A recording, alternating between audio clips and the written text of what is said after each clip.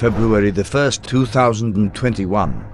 A massive snowstorm hits the USA, unleashing snow of historic proportions, up to 30 inches, causing state of emergency to be declared in many parts of the nation. Now I tell you before it come, that when it is come to pass, ye may believe that I am he.